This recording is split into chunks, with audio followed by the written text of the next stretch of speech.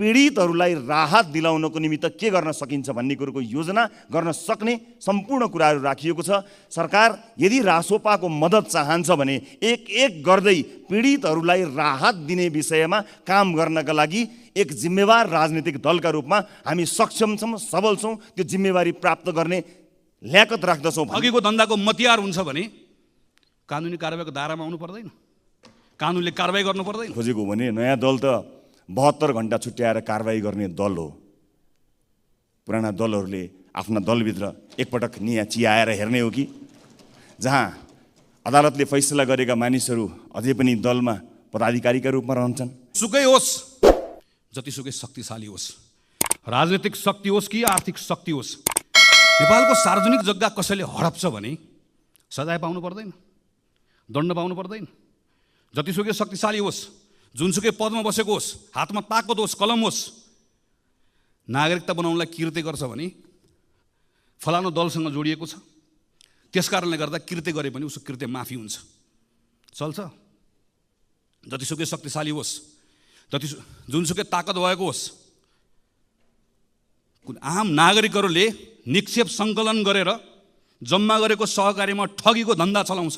सम्माननीय सभामुख महोदय, सबैभन्दा पहिला गरिमामय संसदको महासचिव पदमा नियुक्त हुनुभएकोमा श्री पद्मप्रसाद पाण्डेज्यूलाई आफ्नो दलको तर्फबाट र आफ्नो तर्फबाट बधाई दिँदै सफल कार्यकालको शुभकामना अभिव्यक्त गर्न चाहन्छु। सम्मानित सभामुख महोदय, विशेष गरेर सत्तारूढ दलका नेताहरूको कुरा सुनियो। कुरा सुन्दा थाहा नभएको केही पनि पाइएन, सबै थाहा रहेछ। कहाँ व्यथिति भएको छ, कहाँ विसङ्गति भएको छ, कहाँ सुधार गर्नुपर्ने रहेछ, के गर्यो भने उपलब्धि हासिल गर्नुपर्ने रहेछ, सबै थाहा भएको रहेछ। मेरो प्रश्न, नगरेको चाहिँ किन? जब सबै थाहा रहेछ, इतिवृत्ति थाहा रहेछ भने नगरेको किन, रोकेको कसले? हामी नयाँ दलले कि नयाँ दलले यो कुरा रोकेको हो त? यदि नयाँ दलले रोकेको हो भने कहाँनिर रोक्यो त्यो पनि जानकारी पाउन पाए सजिलो हुन्थ्यो। त्यसैले म वर्षौँदेखि चलिआएको संसदलाई आरोप प्रत्यारोप, छेडखानी, घोच्ने पेच्ने ठाउँ बनाउनुभन्दा अलि फरक ढङ्गले जाउँ भन्ने प्रस्तावसहित आज यहाँ उपस्थित हुन लागेको छु सभामुख महोदय। र यदि घोचपेच र ज्ञान बाँड्ने थलो बनाउने हो भने एकपटक सुरुवात आफ्नै दलबाट गर्दा पनि सजिलो हुन्छ होला, आफ्नै दलतिर फर्केर हेर्दा पनि हुन्छ होला। यदि नयाँ दलतिर हेर्न खोज यहाँ एकपटक हेर्ने हो कि विश्वविद्यालयलाई राजनीतिबाट मुक्त गर्छु भनेर भनिएको भाषणलाई कार्यरूप दिनका लागि विश्वविद्यालयहरूमा भातृ सङ्गठन नराख्ने विषयलाई निर्णयमा लिएर जाने, निर्णय गरेर काम अगाडि बढाउने हो कि र सरकारी जग्गा किर्ते गर्ने मान्छेहरू आफ्नै दलका वरिपरि छन् कि पहिला पार्टीगत रूपमा तिनलाई कारबाही गरेर सुशासनको नयाँ कदम र उदाहरण दिने पो हो कि नागरिकता किर्ते गर्नेहरूलाई कारबाहीको दायरामा ल्याउने हो कि सहकारीका ठगहरूलाई कारबाहीको दायरामा ल्याउने हो कि सरकारमै भएको जस्तो लाग्छ। लामो समय सरकारै नछोडेको जस्तो पनि लाग्छ। राजनीतिमा भएको र सदनमा भएको पनि वर्षौँ बिते जस्तो लाग्छ। रोकेछ चाहिँ केले? नयाँ दलहरूले, नयाँ मान्छेहरूले। हामी तयार छौँ, खुला हृदय लिएर तयार छौँ। म यति कुरा बताउन चाहन्छु। यो त्यति मात्र होइन, सुरुवात गर्दा एकै कार्यकाल चुनाव हारेका मान्छेहरूलाई त्यसै कार्यकालमा फेरि अर्को बाटोबाट राष्ट्रिय सभामा लैजाने चिजको अगुवाई गरेको पनि देख्छु। अधिकार प्राप्त निकायले बयान लिनका लागि बोलाएको भन्ने सुन्छु। जानका लागि साधन नभएको भए सम्पर्क गर्दा पुर्याइदिन्थ्यौँ, त्यहाँ पनि नपुर्याएको पनि देख्छु। अनि सदनबाट सुशासनको कुरा, छेडखानीका कुराहरू अब नगरौँ। यो गरिरहँदा लामो श्रृङ्खला चल्छ, त्यस कारणले नगरौँ। मिडिया मेटेरियल बन्ने कि ल मेकर बन्ने यहाँहरूको छुट। हामी ल मेकर बन्नका लागि उपस्थित भएका छौँ। 180 दिन सदन चल्दा अधिवेशनले एक मात्र यो विधेयक पास गर्यो र संविधान कार्यान्वयनका लागि तत्काल 40भन्दा बढी कानुन आवश्यकता पर्दाखेरि पनि हामीले अस्तिबाट यो सुरुवात गरेका छौँ र दोस्रो अधिवेशनका केही कमी कमजोरीहरूलाई सच्याएर अब यो सदनलाई अलिकति उत्तरदायित्व सहित अगाडि बढाउने प्रतिबद्धताका साथ हामी आएको हुनाले यसपटक संसदले क्यालेन्डर लागू गरेको छ। क्यालेन्डरले विगतमा जस्तो कुनै लहरमा या कुनै कारणले संसद प्रभावित हुने प्रवृत्तिलाई पनि न्यूनीकरण गर्नेछ भन्ने मैले विश्वास लिएको छु र निर्धारित दिनको जिम्मेवारी त्यही दिन पुरा गर्नका लागि पनि बाध्य बनाउनेछ। र ढिलै भए पनि संसदले आफ्नो क्यालेन्डर बनाएकोमा निरन्तर वकालत गर्दै आएको हामी रासोपा खुसी छौँ, कम्तीमा पनि अलिकति क्रेडिट दिनुभए हुन्छ, नसिकाउनु होला, अलिकति नयाँबाट सिक्नु पनि होला। अब संसदलाई बिजनेस दिनका लागि सरकार असफल भएको कुरा यहाँ उठिसकेको छ, त्यस कारणले म त्यसमा धेरै जान्न, मेरो समय पनि कम छ र त्यस्तो अवस्थामा सरकारले बिजनेस नदिँदाको अवस्थामा सांसदहरूले दर्ता गराएका सङ्कल्प र जरुरी सार्वजनिक महत्त्वका प्रस्ताव कार्यसूचीमै नचढाउने जुन प्रवृत्ति छ त्यसलाई चाहिँ नागरिकसँग प्रत्यक्ष जोडिने अनेकौँ यस्ता प्रस्ताव दर्तामै सीमित गराउने यो गलत अभ्यास, विशेष गरेर संसद चाहिँ जनप्रतिनिधिको एउटा सच्चा थलो भएको हुनाले त्यसमा अलिकति जोड दिनुपर्ने कुरामा सभामुख महोदयको ध्यान आकर्षण गर्न चाहन्छु र संसदमा विभिन्न प्रतिनिधित्व गर्ने दलहरू र शीर्ष नेतृत्वको पनि ध्यान आकर्षण म गर्न चाहन्छु। त्यसै गरी बहुमतको बलमा विपक्षीले राखेका जनमैत्री संशोधन पनि फेल गराउने जुन प्रवृत्ति छ त्यसलाई पनि अन्त्य गर्न यसपालिको अधिवेशन सफल होस् भन्ने कामना गर्न चाहन्छु र बहुमतले सरकार बनाउनु र कानुन बनाउनुको अन्तरमा हामी गम्भीर रूपमा समीक्षा गर्न सक्छौँ र त्यस्तो हुने प्रतिबद्धता व्यक्त गर्छौँ होला भन्ने आशा र अपेक्षा पनि म यहाँ अभिव्यक्त गर्न चाहन्छु। सभामुख महोदय, मैले धेरै कुरा गर्न खोजेको थिएँ तर समयको पाबन्दी छ। यो विशेष गरेर जब भ्रष्टाचारका फाइलहरू खुल्छन् त्यतिखेर र अन्य विभिन्न विषयमा चाहिँ ठुला दलका सर्वदलीय बैठकहरू बस्ने गरेको छन्। त्यस्ता सर्वदलीय बैठकहरूलाई यदि साँच्चै नै संसदलाई काम गर्ने थलो बनाउने र अघि हामीले भने जस्तो छेडखानी घुमाएर सिधै भन्ने थलोभन्दा कानुन बनाउने थलो बनाउने हो भने एउटा सर्वदलीय बैठकको प्रस्ताव आज संसदको रोस्ट्रमबाट गर्न चाहन्छु। यो सर्वदलीय बैठक भ्रष्टाचारको फाइल खुल्दा हुने सर्वदलीय बैठक या कुनै एउटा नियुक्तिहरूका लागि गरिने भागभण्डाका लागि गरिने सर्वदलीय बैठक नभएर एउटा यस्तो सर्वदलीय बैठक बसौँ सभामुख महोदय जहाँ त्यो बैठक बुढालिल कण्ठको आलिसान बैठक कोठामा होइन, खुमलटारको घरबेटीको घरमा पनि होइन, बालकोटको बारदलीमा पनि होइन र बालुवाटारको वातानुकूलित विलासी सरकारी बैठकमा होइन, दलित मुसहर बस्तीमा एउटा सर्वदलीय बैठक गरौँ जसमा 5वटा महत्त्वपूर्ण विषय सर्वदलीय निर्णयबाट पास गरौँ र सदनमा आउँ भन्ने प्रस्ताव राख्न चाहन्छु। ती 5वटा विषय, पहिलो आर्थिक शिथिलता र आम नैराश्यता र युवा पलायनका लागि युवा केन्द्रित प्रोजेक्ट होप नामक अभियान सुरु गरौँ जसमा मौद्रिक र वित्तीय नीतिका आधारमा समझदारी कायम गरौँ, अर्थात् कर्जाको स्वरूप र विस्तारबारे, करका दर र कर छलीको प्रकोप रोक्नबारे, आन्तरिक र बाह्य लगानी प्रवर्धन गर्नेबारे, नयाँ संरचनात्मक सुधारहरूबारे साझा मत बनाउन सकिन्छ कि सकिँदैन यसबारे सर्वदलीय बैठक गरौँ। सहकारी र लघु वित्त संस्थाहरूको कडा नियमन र पीडितहरूको रकम फिर्ता गर्न, सम्पत्ति रोक्का र जफत प्रक्रिया तुरुन्तै सुरु गर्न, कानुनी र प्रशासकीय तदारुकता देखाउन सक्छौँ कि सक्दैनौँ त्यही बैठकबाट पारित गरौँ र सदनमा लिएर आउँ। सर्वदलीय त्यस्तो बैठक गरौँ। मेरो दोस्रो मुद्दा सुशासन र भ्रष्टाचार नियन्त्रणका लागि 2048 सालपछि नेपाल सरकारलाई प्राप्त सबै जनप्रतिनिधिको सम्पत्ति विवरण सार्वजनिक गरौँ, प्रेसले हेरोस्, जनताले बुझुन् अनि सम्बन्धित निकायले छानबिन गरून्। यस्तो अभूतपूर्व पारदर्शिता देखाउन सकियो भने मात्रै सुशासन हाम्रो अभिव्यक्ति होइन साँच्चै नै विश्वसनीयता बन्न सक्छ। यो दोस्रो बुँदामा सर्वदलीय बैठक गरौँ। तेस्रो बुँदा रुग्ण भौतिक आयोजनाको व्यवस्थापन गरौँ। ढिलासुस्ती र भ्रष्टाचारको मुहान बनाइएका देशैभरि अलपत्र रहेका ठुला आयोजनामाथि अब हस्तक्षेप गरौँ। 2075 सालमै ल्याइएको द्रुततर निर्माण तथा विकास सम्बन्धी विधेयक पास गरौँ। सर्वदलीय बैठकमा मेरो एउटा प्रस्ताव छ।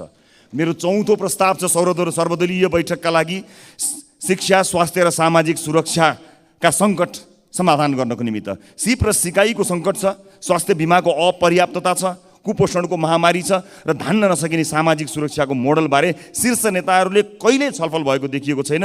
हामीले सुरु गरेका छौँ यस्तो नीति मन्थन र यो श्रृङ्खलामा सहभागी हुने प्रस्ताव म सर्वदलीय प्रस्ताव यहाँ राख्न चाहन्छु जहाँ विश्वविद्यालयको कुलपति प्रधानमन्त्री होइन मेरिट बेसमा क्षमतावान मान्छे आउने कुराको सुनिश्चितता गरौँ।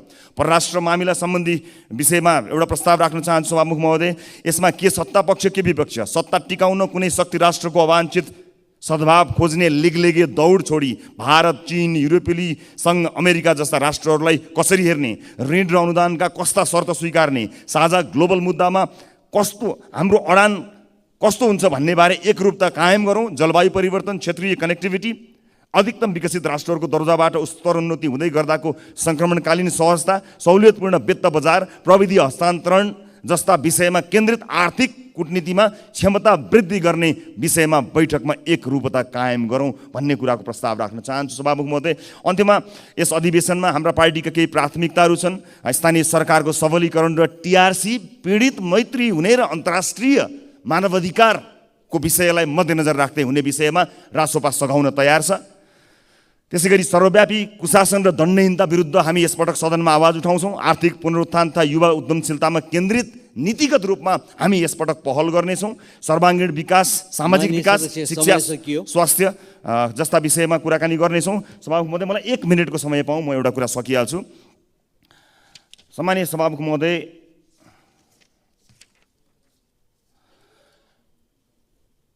चर्चा परिचर्चा आरोप प्रत्यारोपमा सबै व्यस्त रहँदा हामी सहकारी र लघुवित्त संस्थाहरूको समस्या समाधानको नीतिगत उपाय र योजनाको प्रतिवेदनमा व्यस्त रह्यौँ।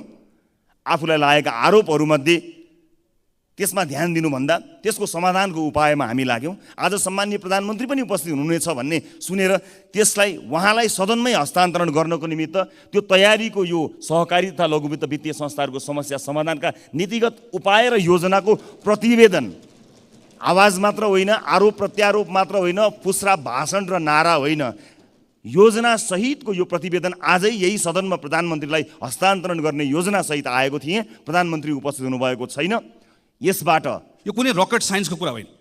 हाम्रै साथीहरू नेपालभन्दा बाहिर गएर जिम्मेवारी लिएर जाँदै गर्दा पूर्वाधार समयमा बनेको छ। हाम्रै कामदारले गरेका छन्। हामी जसलाई ठेकेदार भनेर भन्छौँ, त्यो पनि एउटा व्यवसाय हो, त्यो पनि एउटा जिम्मेवारी हो। तिनै मानिसहरू ठेकेदार भएर मिडल इस्टमा गएर, अहिले संयुक्त राज्य अमेरिकामा गएर कतिपय ठाउँहरूमा गएर राम्रोसँग प्रतिस्पर्धा गरेर काम गरिरहेका छन्। तर हामीहरू यहाँ किन चुकिरहेका छौँ? किन हामीहरू यहाँ पूर्वाधार समय बनाउन सकिरहेका छौँ? किन कुनै पनि पूर्वाधार समय बनाउन सकिरहेका छौँ? किन कुनै पनि सरकारले, जोसुकै प्रधानमन्त्री होस्, जोसुकै मन्त्री होस्, किन बनिरहेको छैन? यो संसदले यो पटक यसका बारेमा राम्रोसँग छलफल गर्नुपर्नेछ। यसका बारेमा बसेर राम्रोसँग काम गर्नुपर्नेछ। संसदको के भूमिका हो संसदले गरौँ। संसदीय समितिले कतिपय कामहरू गर्नुपर्नेछ। सरकारले कतिपय जिम्मेवारी निर्वाह गर्नुपर्नेछ। यस्ता साना कामहरू किन गर्नुपर्ने छ भने यी साना कामहरूबाट जुन नागरिकहरूले केही परिवर्तन भएको महसुस गर्छन्, त्यसले आजको दिनमा टुटेको भरोसालाई फेरि जागृत गराउन सक्दछ। म अहिले 12-13 दिन घुमेर आइसकेपछि त्योभन्दा पहिला पनि हिँडिरहेको थिएँ। म डराएको छैन, तर कता कता कहीँ न कहीँ मनभित्र एउटा ठुलो चिन्ता केमा लागेको छ भने एउटा भरोसा गुम्दै गएको छ। राम्रोसँग बसेर कुराकानी गऱ्यो भने राजनीतिक अधिकार पाएको कुरामा, आर्थिक सामाजिक सांस्कृतिक अधिकार पाएको कुरामा नागरिकहरूले ठुलो गौरव गरेका छन्। उनीहरू गर्छन्। उनीहरू यो मानेमा हाम्रो नेतृत्वप्रति, उनीहरूको ठुलो नेतृत्वप्रति उनीहरूको ठुलो सम्मान पनि छ, राजनीतिक दलप्रति सम्मान पनि छ। हिजोको अवस्थासँग तुलना गर्दै गर्दा हिजो विद्यालय पढ्न नपाएको मान्छे 8 कक्षा पढ्न पाउँदै गर्दा स्वाभाविक रूपमा खुसी छ। तर के कुराले चिन्तित छ, के कुराले आक्रोशित छ भने 8 कक्षा एउटै कक्षामा पढ्न थालेको धेरै भयो। 8 बाट 9 जान चाहन्छ, 9 बाट 10 जान चाहन्छ, त्योभन्दा माथि बढ्न चाहन्छ।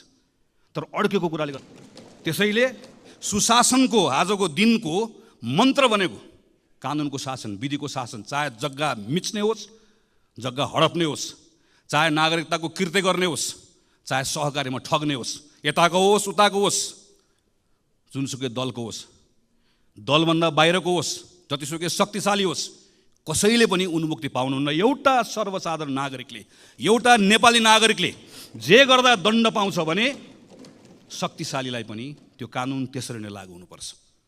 हामी आजबाट अधिवेशनको एउटा नयाँ यात्रामा निस्किएका छौँ। योभन्दा अघिल्लो अधिवेशन हाम्रो लागि धेरै सम्झना योग्य रहेन। सरकार आफूले पनि यो कुरालाई स्वीकार गरेको छ। त्यही भएर यो पटक अघिल्लो अधिवेशनभन्दा फरक बनाउँछु भनेर हामीसँग वाचा गरेको छ। यो पटक म थुप्रै संसदलाई काम दिन्छु। खास गरिकन संविधान कार्यान्वयनसँग जोडिएका थुप्रै कानुनहरू बनाउनु बाँकी छन्।